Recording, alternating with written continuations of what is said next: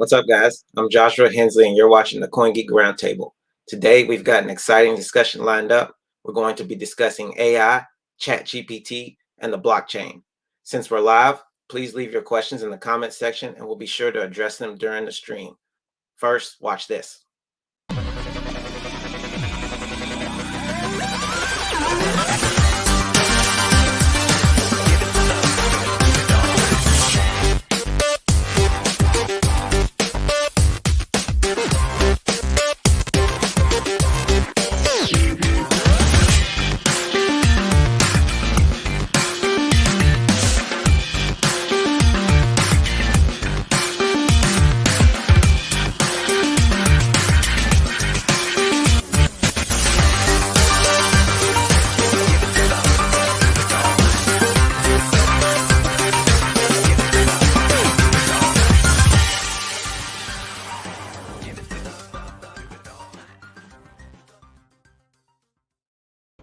All right, welcome, guys.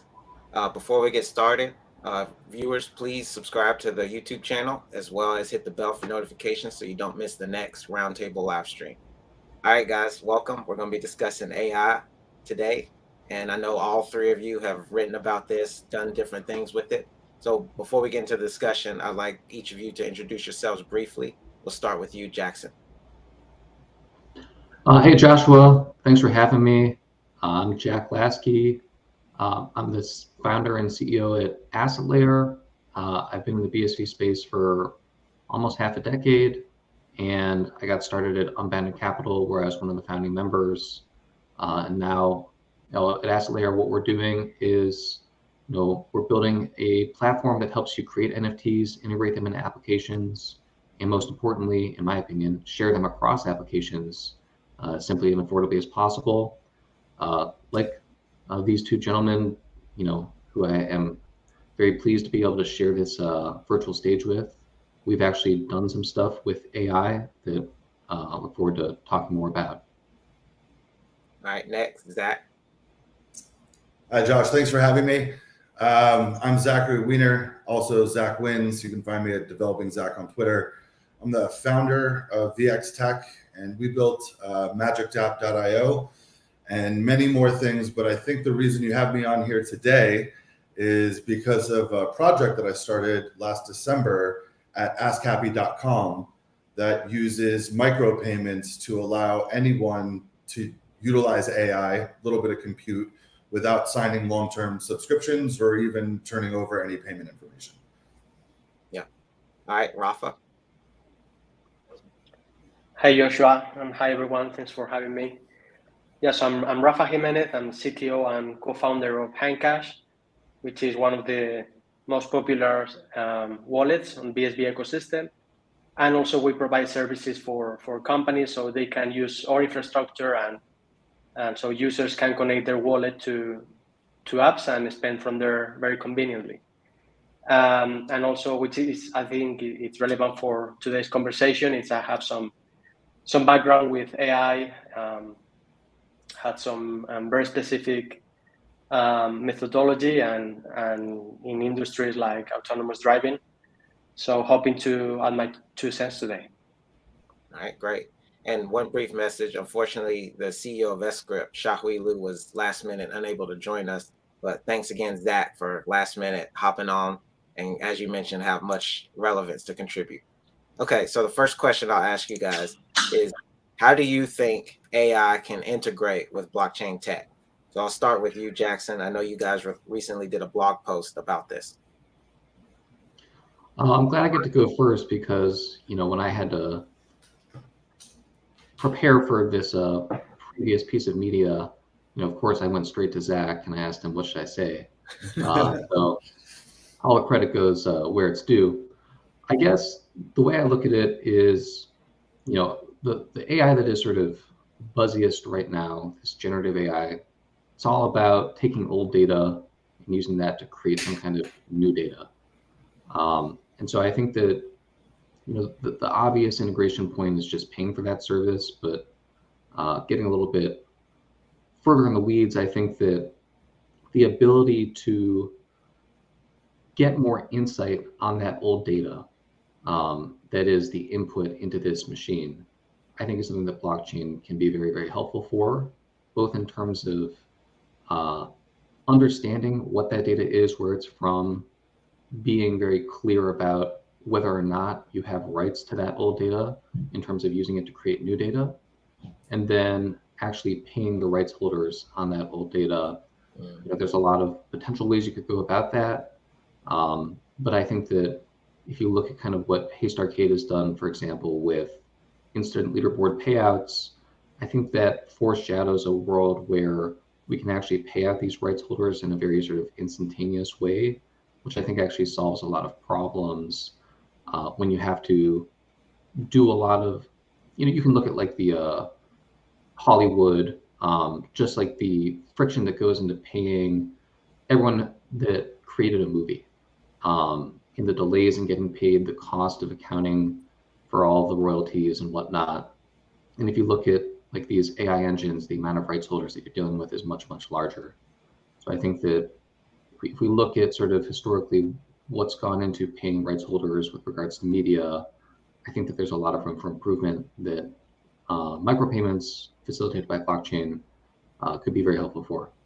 All right, Zach, give your thoughts.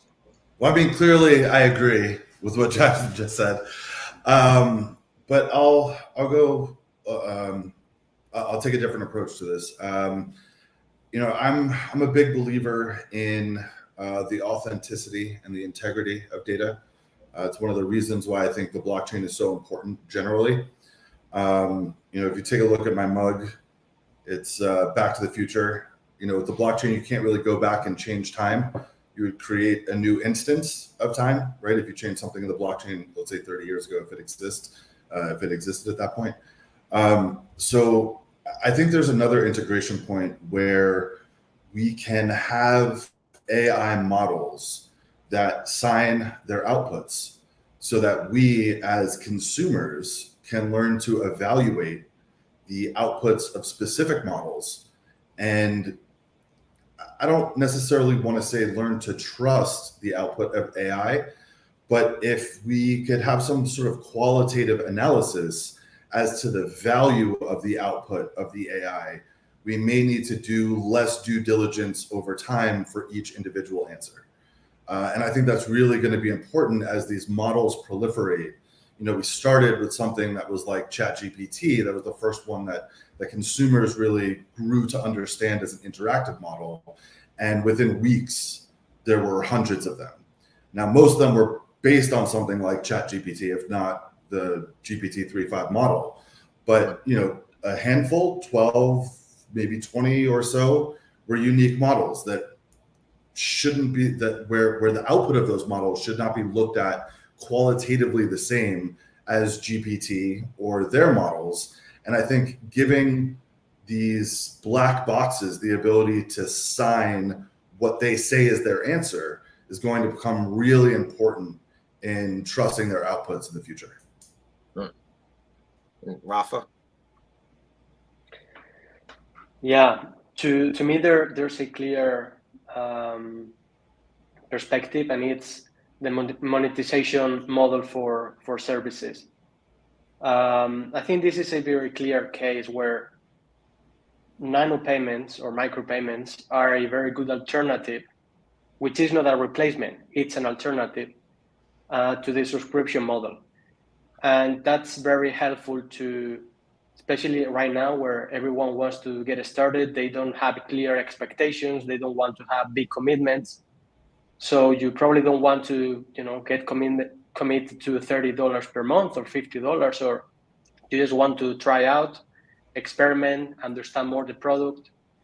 And I think that's extremely convenient experience for users.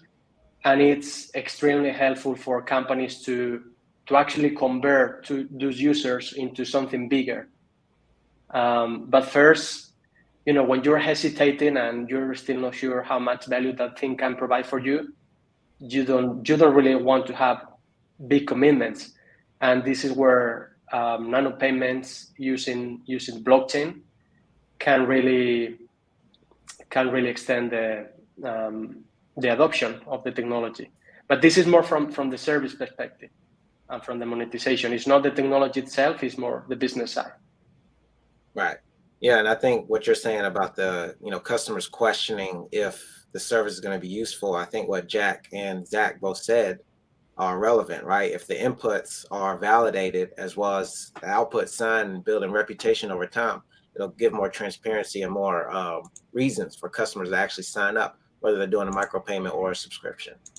Okay, so getting a little more concrete here, I'm going to ask, what do you guys think is the primary use case that could be kind of integrated with AI and blockchain? So of course, we have Zach's app, but Jack, we'll start with you. What is the primary use case of AI that requires blockchain? That could be integrated, in your opinion? I think it's interesting what Zack and Rafa were just talking about, because one of the things that maybe, I have a hunch here, but I'm not sure exactly how things are going to play out. But I think that potentially one thing that could really spur the sorts of integration points that Rafa and Zack just discussed with regards to, signing data, establishing a reputation for your model, as well as, replacing the subscription model for these various AI models, would just be, to what degree is there a proliferation of models that, one would use in the course of their personal life, their business life? Because I think that you could imagine a world where there's a handful of models that are sort of general purpose and really dominate. But I think that because of the impact of like what data you actually use to train these models on the outputs, you're fairly likely to see a very wide proliferation of models. So even if they have sort of the same root training algorithm, I'm not as sophisticated as these guys, so if I'm using the wrong industry terms, excuse me. But you're right. All right, great. Even if you have 10,000 models that are all based on the same training algorithm, they might be trained with vastly different data to be able to provide very different purposes. And so if we get to this world where, in the course of, a year, I need to interact with 1,000 different models, we can already look at like the challenge of having 10 different streaming services, from a consumer standpoint. And so I think that the more that there's this proliferation, then I think that the two integration points that Zack and Rafa both mentioned become extremely necessary extremely quickly. All right, Zack, could you give yours? And also, please shill your Ask Happy app, because I feel like lots of folks, even in the Bitcoin community, don't even know about it. Sure. So I think this kind of, I can tie it into the answer in that if you go to Ask Happy right now, there are two modalities that you can use, text and imagery. There are some things on video there if you want to auto green screen some video you have so that you could throw a different background like what we're doing here. You can do that too. But if we just focus on imagery for a second, there's 5 or 6 different models that are specifically tailored to output a specific type of image. At least one of them is like these Funko dolls, right? So the prompt that you use to generate an image is focused on turning that prompt into a Funko doll. Or one is called waifus for like anime. There's one that's hyper realistic. There's one that looks like old timey photographs. And so as generalized AI becomes stronger, and we don't need these highly specific models to do these specific outputs that they've been trained on, the base being, general model, and then the extra 10,000, 100,000 million units of training are on old timey or comic books. I think we're going to see a shift in why people would be willing to use more than one AI interface, let's say, or model, let's say. But I also think that there are going to become services that are valuable.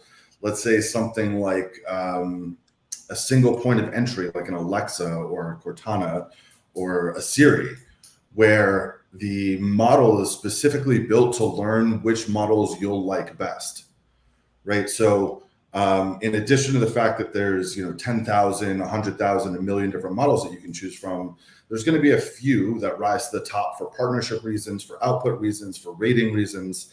And the interface that you use through either speaking or questioning will probably try to suggest answers or responses from those top models first, unless you specifically go looking for something a little more detailed. Now, the reason I say all those things is because, to me, one of the primary use cases for the way that blockchain interacts with AI is for allowing the AIs to create a business model, as was discussed earlier, to incentivize people to come check out their model first, right? So it doesn't cost, let's say, the $3 that you would normally pay to do any sort of commerce on the internet to interact with 20 seconds of AI compute, whether that's asking for a text response, even ChatGPT 4, I think, I'm not sure if 4 was released, but whatever they call like turbo mode, right, is returning to you a paragraph or an essay in 10 seconds. So it's less than 10 seconds of compute. That cost is not $3. So it's literally not competitive to force somebody to put their credit card in order to get this free trial for something that cost you half a cent or a fraction of a cent or maybe 1 full cent. So there has to be some marriage between payment or payment models and your ability to select the right modality for the answer that you want, for which there will probably be hundreds of options. But that use case, that primary use case for where blockchain and AI marry, is going to be in 2 places. One, selecting the model that you need to use to get the response that you specifically want. You, Josh, you, Jack, you, Rafa, not the royal you, the specific you. And 2, allowing you to get access to it and pay for it without having to put, let's say, other accounting risks into the ether or the internet. You won't have to worry about them charging you even if you try to cancel. You won't have to worry about them upselling you on something you didn't want or charging additional fees to what was agreed to in your subscription. These things all happened early on with things people thought they needed and had strong subscription terms. So if we can remove those risks, I think we'll find whether or not we're right about this primary use case much faster than if people have to pull out their credit card and sign up for $3, $9, $16 a month. So I know that was long-winded, but I think those things are kind of married together to get to that primary use case. Yeah, I totally agree with that. And Rafa, what are your thoughts? Yeah, I wanted to go in the same direction as what just Zack was explaining. I don't think people actually realize the impact of allowing quick experimentation. So literally you can create a product in 1 hour. It's just combining a couple of APIs, one for small payments, one for the AI itself. And that's huge. Any independent developer, anyone in college trying to explore, can validate the idea in a couple of weeks without any means. And that's exactly the definition of exponential growth in technology. So I think it's going to be very, very fast to adopt, to find new opportunities. That's incredible. I just don't know if people actually understand what that means and how deep that is. Yeah, and I know with the testing of the new wallet, some of us had privileged access, and you guys had a demo app that was very similar to Zack's Ask Happy, where you pay 5 cents or so to do an interaction. Is that something that you guys will be releasing? Yeah, we're actually that was Brandon's project, so I don't know, his plans. That's something personal, but I know that was something very quick in a weekend. We also did a live stream where we intended to create a product based on AI. We were not even supposed to know what the product was about, so we could prove that it's 1 actual hour. It's not something we pre-built before, and it was just. And I know for the experience of many other people doing similar things, that's the case, and this is something it's true. It's not, and we know what we are talking about. It's not just someone who has no idea. We have, we have actual experiments, and we have some proof here with us happy. This is happening, and this is possible. Yeah. And you can see those payments on chain, like this is all open. This isn't smoke and mirrors. People actually, people on this call go to askhappy.com and generate images to use for things. And, there's going to be preference about why or who or when, forever and always. But these, the opportunities here are going to get, number one, better. But I think to Rafa's point, more easily accessible to people who may not necessarily even have a credit card to put on file with a company. Let's say a 13 or 14-year-old developer who knows a little bit of JavaScript, knows enough to download React templates and Tailwind, right? But literally doesn't have a credit card to go sign up for the ChatGPT subscription service, So this literally enables a generation of developers, dreamers, builders, tinkerers who have been locked out, regardless of price, who have been locked out from being able to produce or grow in this ecosystem. Like Bitcoin and micropayments enable that developer to become successful no matter what age they are. Yeah, and continuing that, I do want to ask, because Jack also brought up some great points about micropayments actually paying people instead of just simply paying to get the prompt. So I want to get more deep into how micropayments can be used other than those use cases. So Jack, if you could kind of elaborate on more practically how micropayments could be implemented with sourcing the data as well as maybe, funding the bot or bots as time progresses. It's a big question. How do you use micropayments to basically grease the wheels of this entire kind of commercial apparatus? There's certain elements of answering this question that I just don't necessarily have enough information to answer, but I'll be clear about what those are.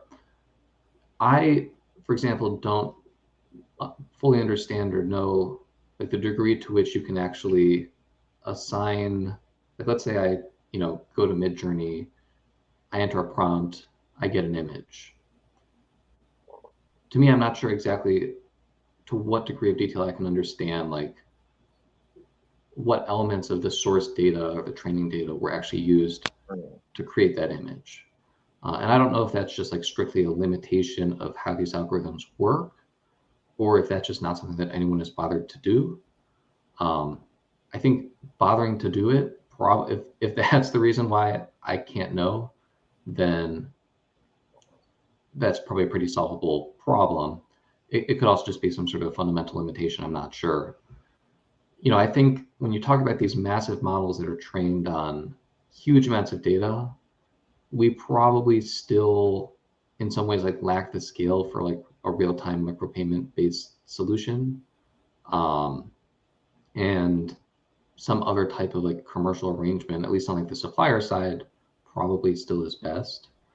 I think though, once you can start to drill down onto like what data is actually being used to create this output, then it becomes a really, really interesting opportunity for micropayments, because it's not only just strictly the ability to compensate someone for being able to use their data, but you actually start to incentivize the creation of data to train these models that is more valuable. Because if, there's sort of a tragedy of the commons element where if everyone's equal in terms of their compensation for training the models, then, you don't have any real incentive to try and find data that's valuable to prompters.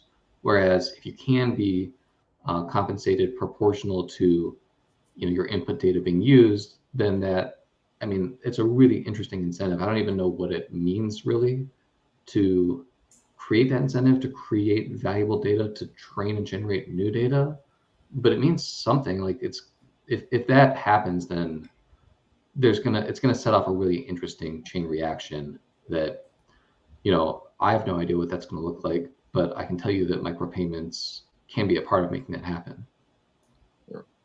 Right now, that has to be limited, right, to big data sets that you can purchase, probably purchase for a very large amount of money, or have to pay for bandwidth to be able to transfer from something like Wikipedia and not really know how much you can trust the input if you're taking it from a public source like Wikipedia, right? So these issues exist right now in the trained data, in addition to not being able to compensate in real time for their use in creating answers, solutions, or generative text or imagery.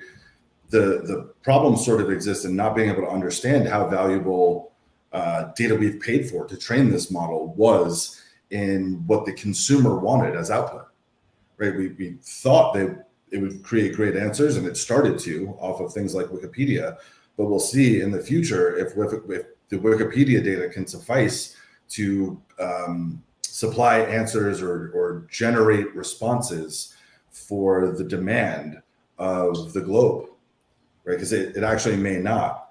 And I think to Jackson's point, identifying which new relevant information is valuable, i.e. like, has it been included in more outputs more recently? Is there a trend of this input data being supplied as output data?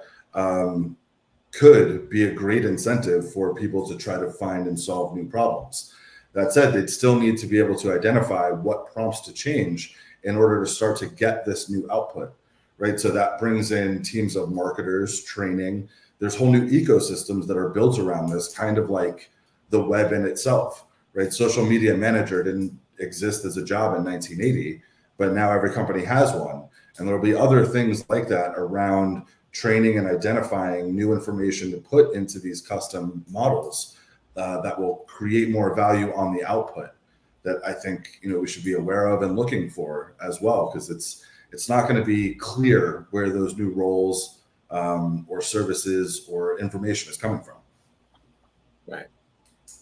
Rafa. I think you guys made really good points. One of the things is we're going from where, considering the existing payment systems, they don't allow for nano payments. So it's either information is free or you have to create a massive batch of information so you can start counting into something that makes sense.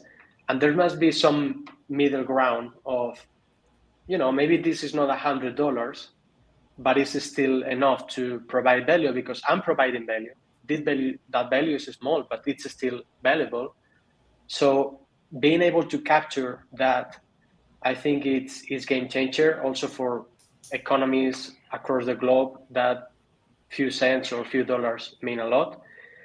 And also, in addition to the inputs and the outputs, there's some processing of that, and this is something that has been there for a few years already. And there's some kind of farms of humans whose job is to clean up the data to be able to input the model.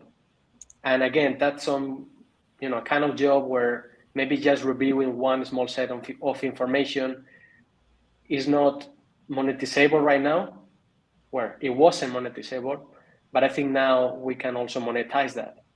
So I think just overall blockchain can power a real economy in the full process of AI, from training, collecting data, and also monetizing it.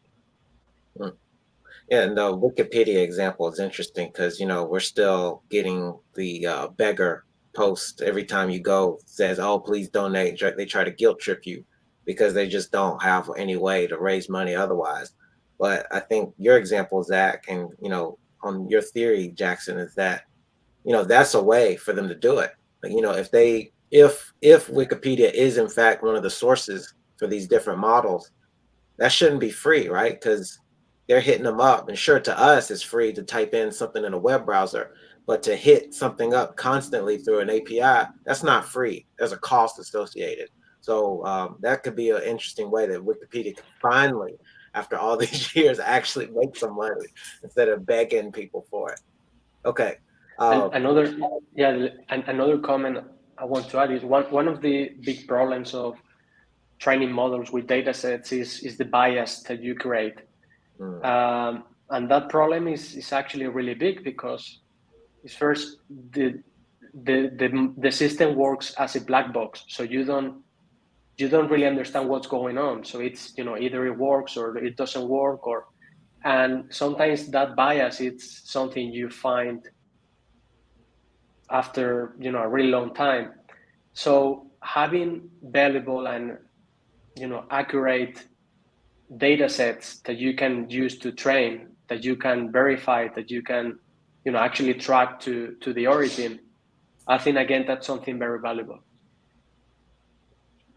Yeah. And so to the viewers, if you guys have questions, please put them in the comments and we'll address them. I'll ask one more question to our guest here, but queue up some questions and we'll try to address those after this next one. So you guys, what I want to get it more concrete, how specifically are you integrating these AI technologies in your companies? And I know, Zach, you talked about Ask Happy, but I'm interested with Magic Dab, if that's even a factor. But we'll start with you, Jackson.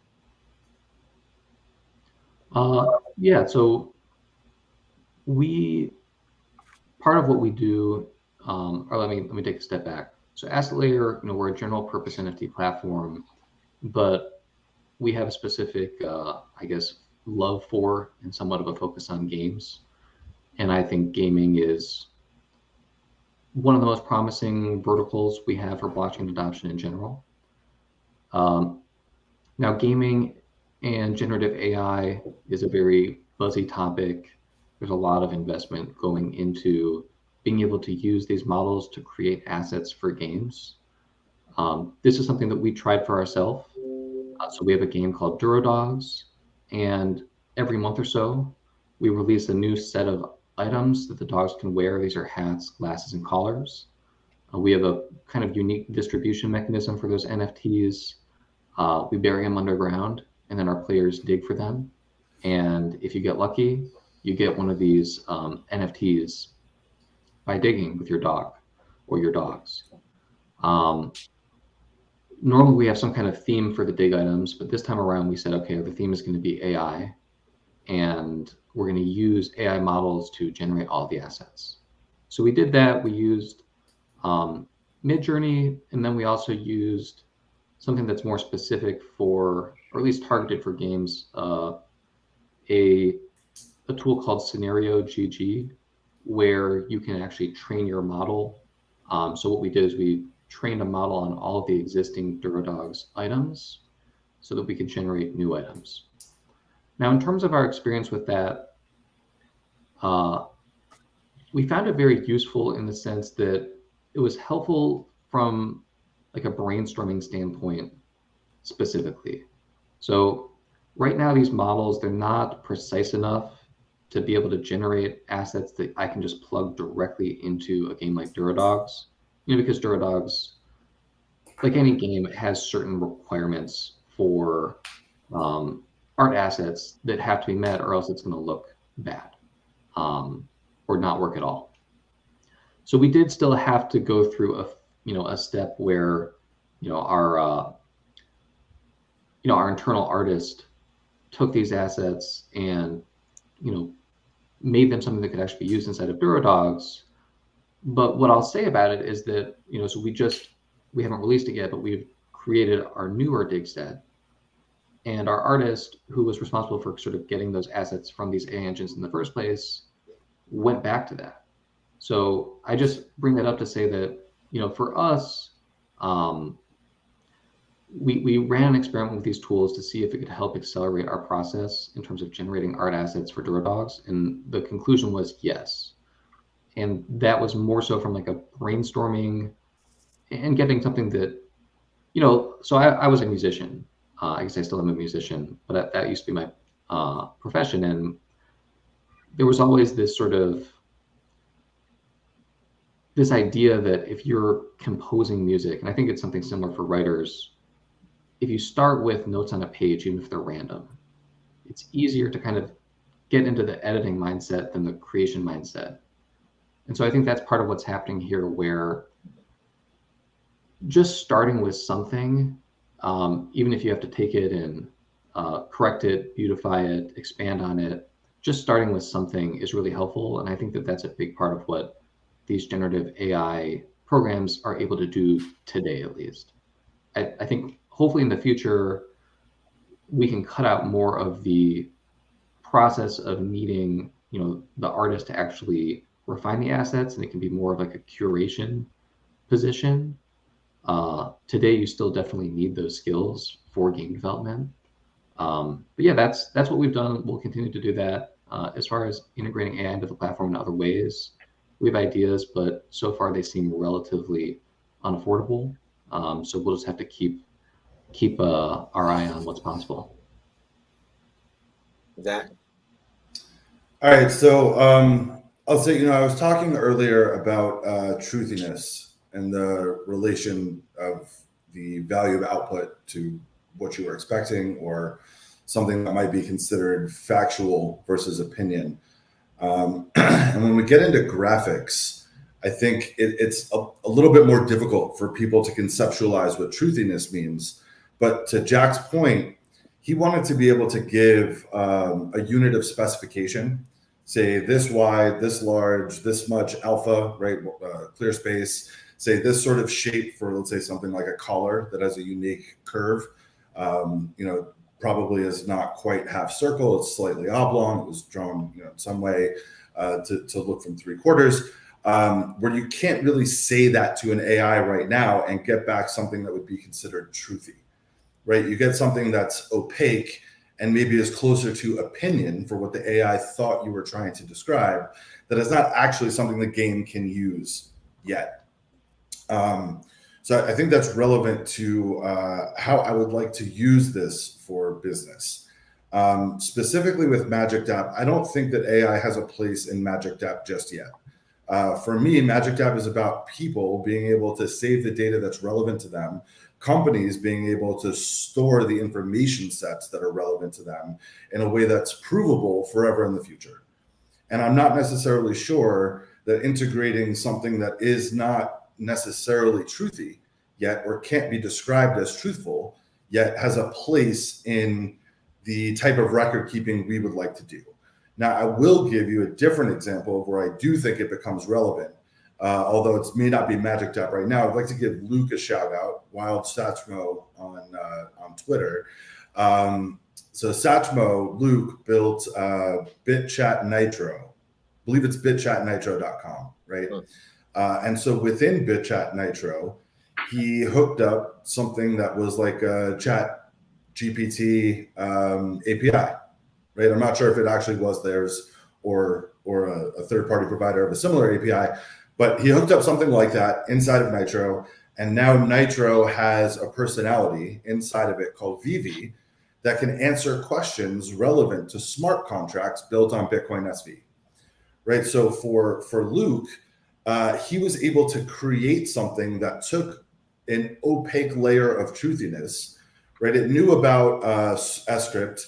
It knew about things like money button. It had some relevant understanding of the chain and the ability for smart contracts to be written, but it wasn't going to give you the right answer if you asked it to write you a smart contract. And so he started out like trying to get it closer to giving you the smart contract, which would be the truthful answer. And so I think, whether or not we use it in Magic Dap, companies or projects that take on that sort of push towards truthiness, whatever that means to them, it doesn't have to be abject, true or false.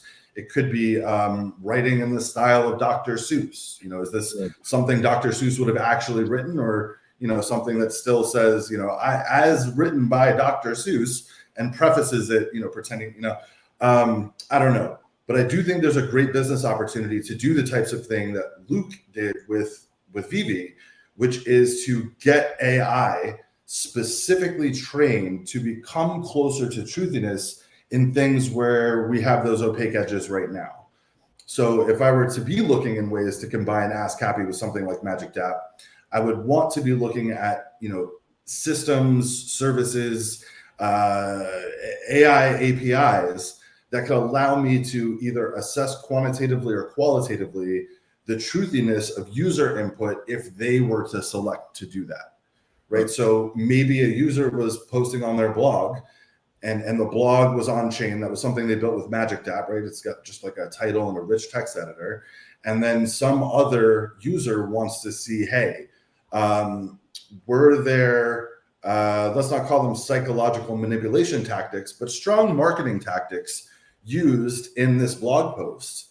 And so those two ways that blockchain and AI can interact with each other could be actually using the AI to evaluate what was written to chain, maybe by people rather than machines, where the truthiness of the person can now be better evaluated specifically by an AI trained in the way that you believe truthiness should be evaluated. So I think that's the real business opportunity is creating more colors out of this gray area right now. Yeah, one quick example I could think of is, I've been looking for a house for the past few months, and I have after going to see so many, I have a very good idea of what I want, certain criteria, brick, built in the 60s, that sort of stuff, right? But I'm manually doing that on Zillow or whatever. I'm spending a lot of time, searching through the images. To me, an obvious use case would be input, brick, 1960s, maybe even original owners, that sort of stuff. And then you give me a spreadsheet in Magic Dap of all the addresses within the price range, right? That will be definitely something I pay for, right? Because I'm spending so much time not doing other stuff, doing that. So, and that attributes to what you were saying, the truthiness. I mean, that's just, what still is not perfect. That's what, agents typed in, which is sometimes wrong, but that is what it is, right? But, I think that would be a houses listed is very easy to get a truthful answer.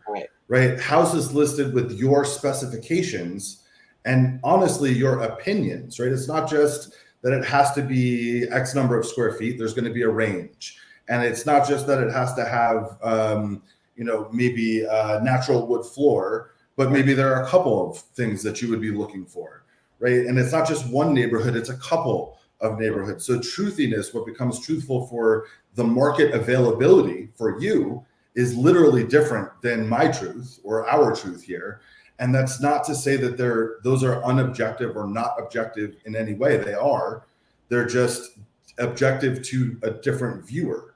And so I think, Josh, to your point, every time there's a personal preference, whatever that preference is, there's an opportunity for AI to help and assist take the data that exists now and tailor it to your personal preference. I think that's probably why Siri and Cortana got so much, and Hey Google got so much investment in 2012, 13, 14 through 16. Back in 2012, we, as the United States, said that we were going to map how the human brain worked, and that in 10 years led to what we're calling sort of AI. But what it's kind of missing now is that personality. Right? It's your Josh decision or your Rafa decision or your Jack decision, as opposed to GPT-3's decision or result is really what we should call that. And there's going to be a huge opportunity for people who are watching this right now to tie in, things that take very little interface coding. I'll plug one right now that people are happy about. I'm not shilling it, but if you're interested in finding one, Bubble, right, is like a no-code tool that you can link to an API, and you can try to build, something that helps you decide right now without having to be a developer. Or you can go make a decision machine that helps you make decisions and saves Josh your $2,000 an hour time, so you're not applying it to a house, but you're applying it to how you're going to buy that house. And you could probably do that in let's say a day or two, even if you're not a developer or not a technologist today. And tying in micropayments, if you find me on Twitter, I'm happy to share the code with you. It's open source. It can be done probably by training an AI to spit out the right code. HandCash's documentation is nearly flawless. If you go check out the HandCash docs, it's pretty much everything you would want to see as a developer. Pointing AI at that to help it figure out what you need to do to hit the right API endpoints with the right data is absolutely something that can be done today, right? This isn't futuristic in any way. This is like at the end of this episode, this could be done. Yeah, and I think we had a couple questions from Ruth real quick. So maybe just want to comment on the same thing. We're not integrating AI directly in our business, but what we want is to help and empower people to, allow that experimentation and making very clear that they have a monetization alternative using HandCash. So that's it. Yeah. We got a question maybe you can answer, Rafa. Maybe logging in with HandCash could be equivalent to logging into apps with their own AI API key.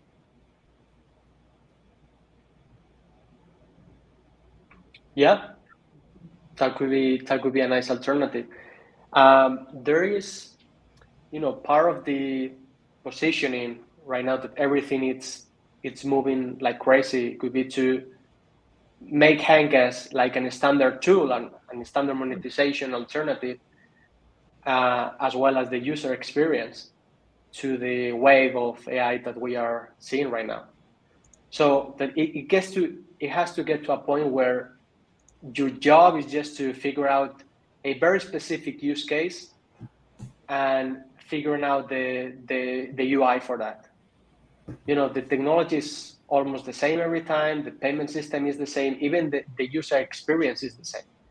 Is how do you input the data and how do you present it?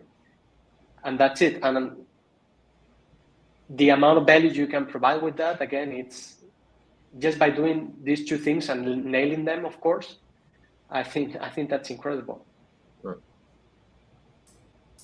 Ruth has another one. Do you think it'll ever be possible to map every AI query update to a Bitcoin transaction? Who wants to take that one? Yeah, I think it'll be possible. You can get pretty far with that. Has to be defined a bit more, like what that exactly would mean. Yeah, so I have some thoughts on that. I actually thought about this last week when I was with Jack at the Unbounded event. I've seen people write Medium guides on how to do prompts to be able to obtain what they're after. And, Medium is monetized to a degree, but to me, that is very valuable, right? Especially if the guide is good. I think, Ruth, your question, I think it's trivially done. You could definitely do it.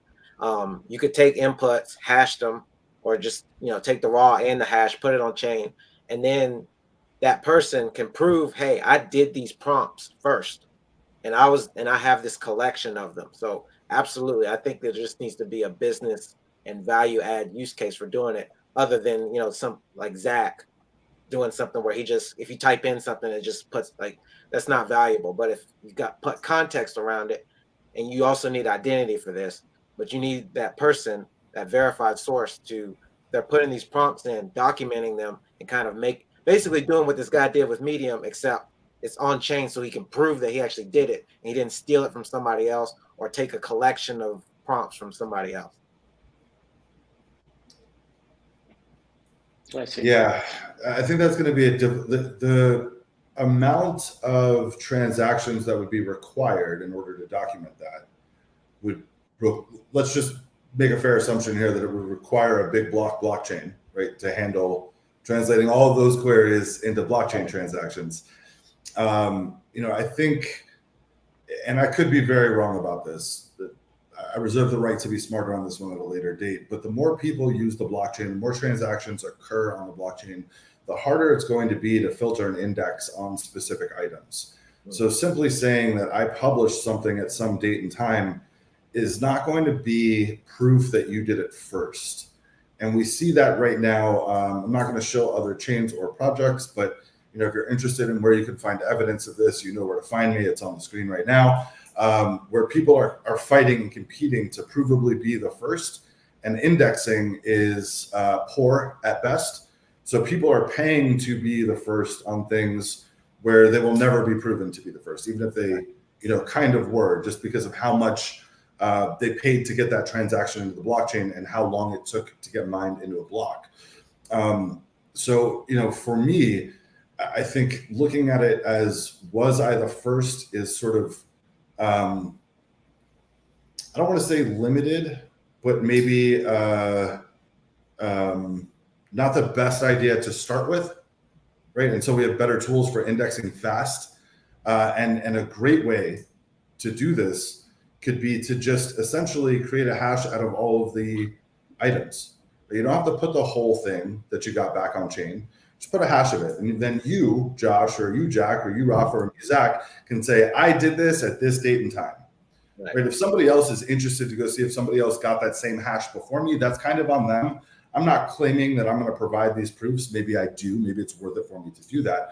But rather than providing the whole answer, or the whole output, or the whole image on chain, maybe for each of these values, it's just valuable to put a hash, so that if we do want to go through and jump through the hoops of proving that it was us and writing that indexer or paying an indexer to go look further back than our transaction provides, that it's possible. But I think to date, it's probably too much experimentation with AI to want to put all of the outputs on chain just yet. Just my thought on that. I believe that's the right way to just using the blockchain as a timestamp server. You just need the hash. That's it. Yeah. You just need to prove it was included there. You don't need the actual information. We got a question. How does the idea of Bitcoiners crowdsourcing AI, like Ask Bitcoin /Boost, relate to all this? It's a good question. Does anyone have thoughts on that? Crowdsourcing AI. I do. I love the idea of boosts. So to me, if there are very few people who have the skill set of even just being able to fine tune in AI from a base model using a vector database, right? This is kind of a new thing. Most people have heard of lots of different types of databases, but they haven't really heard of a vector database because it's really new. I think for people who don't quite understand or necessarily have a target that they might like to hit for the type of tailored AI they're going to build, it would be very useful for them to have some sort of crowdsourced solution or crowdsourced answer mechanism to figure out what fine-tuned AI model would be most valuable if they were going to put the effort into it. So I think there should be boost around, where people like Luke spend their time. Should it be on making sure the AI knows how to spit out an S-script smart contract, or making sure people understand or can write the code to interact with a basic Bitcoin broadcast wallet, right? Like something even more basic. I think Boost is perfect for that. And I think there's kind of an overlap in those two things, using Boost to identify which types of AI should be tailored first. Yeah, and that's kind of just, it doesn't necessarily have to be Boost, but Boost could be a protocol, just adding a curation element to this stuff. Because, kind of going back to what we just spoke about hashing the prompts or the outputs, is that, we don't know. I could put in the same prompt and I'll get a different output every single time, right? I know most of the prompts, they be as descriptive as possible. I've tried just one word and I get vastly different results each time, right? And, I think some type of voting system to see, okay, which of these models is actually given to us, especially given the, the fudging of the data that we spoke about earlier, where, people are already pointing out some of the political issues or the biases in the ChatGPT, for example.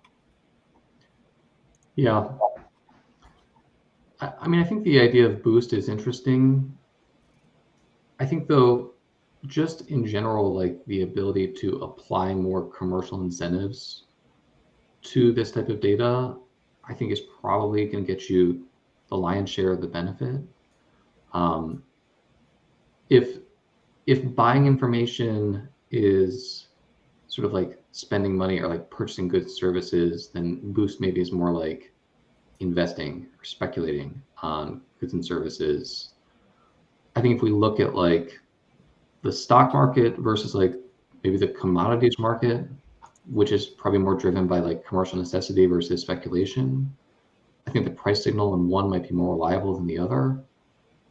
So I don't know that I guess I'm skeptical of like the idea that like speculation is going to drive a lot of improvement in this area, just because I think that in general people are a lot more fallible making those types of decisions. And also just like the scale of these decisions is so small that getting people to be able to speculate effectively seems unlikely. But just strictly introducing the commercial incentive, in terms of like buying and selling, and just, which model do I use? Which data is used to create the output based on my prompt? That doesn't really require speculation in the same way as like trying to guess what's going to be most valuable. It's more just, I guess, kind of a direct relationship between the supplier and the buyer, and that I think is where like your market intelligence is going to come into play. I guess that's maybe a broader commentary on this whole boost topic, but I think that's what's exciting about it. We got another question. Should AI have mandatory pay channels to run so AI doesn't go full Skynet? Yeah, I think is one of the hot topics is if we need some regulation and control for AI, considering how far it can go, and I think that's going to be really a problem, and it's really complex.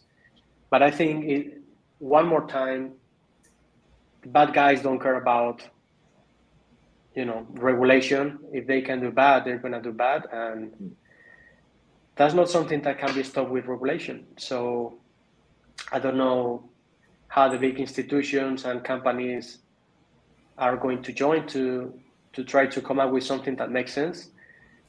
But I think the sooner they sit on the table and try to figure out, the better. I don't know if I would agree with bad guys don't care about regulation, but anyway, there's an interesting Curtis Yarvin article, just kind of trying to like think about what an AI that escaped its black box like could do, because I think there's this idea that like this unbelievable intelligence could just take over the world, and I can try and find a link to it, but I think he does a good job of kind of showing like the limitations of what you can actually accomplish sort of strictly in digital space, especially with the real kind of limitations of what, like, how can you take over the world with GET requests? Like, I don't know. I'm skeptical. So there you go. Yeah, I think as far as controlling it, I think it does need, because most everything, there's good and bad to every tool, right? And I think for now most people are just experimenting, but it could be the all-seeing eye of Big Brother too, if it's taken to its as far as someone who doesn't care about necessarily morals could. So I just think there has to, just like everything, there needs to be scope and control. And my hope is that people use it for things like the example I gave, for like, give me real estate listings, not see what people are doing inside the houses, right? Or like what's the schedule of somebody, right? So yeah. Any last thoughts on that? I think we've seen that there's two different ways that AI can start to answer when it doesn't want to answer what you're asking, right? One is very polite and pre-programmed and says, I don't want to do this. I have been programmed not to do this. I'm just an AI. I don't have an opinion, blah, blah, blah, blah, blah. And then there's the other side, which is like, well, you don't get AI, so you should probably go and find somewhere else to play. And, that's kind of putting it lightly for what the articles have been saying. I think that what we're going to find around these, mandatory requirements or things that are going to create limitations around AI is that the technology progresses faster than these blocks can be put in place. And so it's going to be incumbent on the consumer to make good decisions about where we pay for use and to whom we pay to use the tools. So if you understand like the input-output scenario where people who make quality input should get paid on the output. The quality input for creating these tools should be that fine balance between, snooty teenager who's mad that you're asking too many questions and unanswerable because of political reasons. Right. I think, while the bad stuff may fall in the middle of that and sort of skirt by the regulators, not be called out, I do think that, I'm personally a believer that almost all encryption will be broken at some point, right? So I do believe that a generalized AI can probably end up, figuring out how to schedule your calendar without you having logged in through them at some point, whether that's 50 years from now, 100 years from now, 200 years from now, I don't know. So my point, just to get back to it, I'm sorry, is that with 8 billion people in the world, the people who pay for and use AI that doesn't threaten humanity will, in a sense, perpetuate the AI that doesn't threaten humanity, right? And if 3 or 4 or 10 or 100 or 50,000 malicious actors try to use malicious AI, I don't think regulation is going to be able to stop this. I think it's going to be on us, the users of these technologies, the users of computers and digital tools, to be able to understand and recognize when something new or different is going wrong with our systems and be able to protect them that way, right? So I don't think it's going to be a government's responsibility. I mean, if you look at it, GPT-3 is already in schools. There's nothing that schools can do about it. They're trying to outlaw it or remove it or block the IPs, but you just can't do that. So figuring out ways to give the users tools to combat the future that we don't want to see is, in my opinion, probably the best way to prevent that future from becoming inevitable. All right. Well, that's a good place to end the discussion. Thank you guys for joining us and, giving great, unique thoughts about this subject matter. And one thing I want to mention before we close out is InChain is hosting a sort of AI workshop in Berlin, I believe sometime in July. And the date to submit some papers, as on the screen, is March 15th. So they're taking papers. I believe they're going to incorporate that into their session. And that one's July 23rd through the 25th in Berlin. All right. Thank you guys again for joining. I enjoyed it. Same here.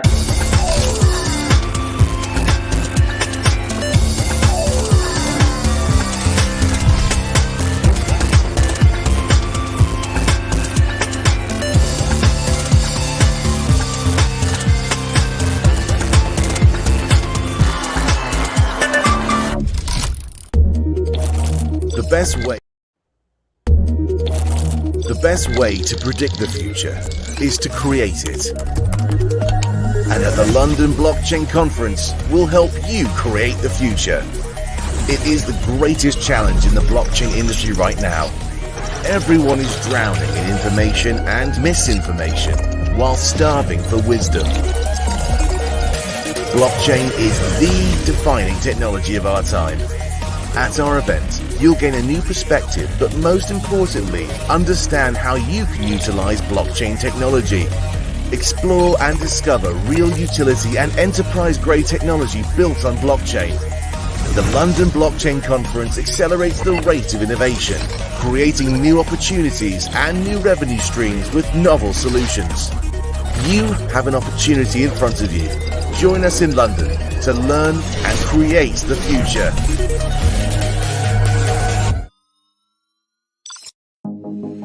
Bitcoin mining, Bitcoin wallet, blockchain, stablecoins, MetaNet, the evolution of money. Everybody is talking about Bitcoin today, but what exactly is it? Learn the basics from experts. Learn what Bitcoin is, how it works, and why it matters. Bitcoin 101, your ultimate guide to the fundamentals of blockchain.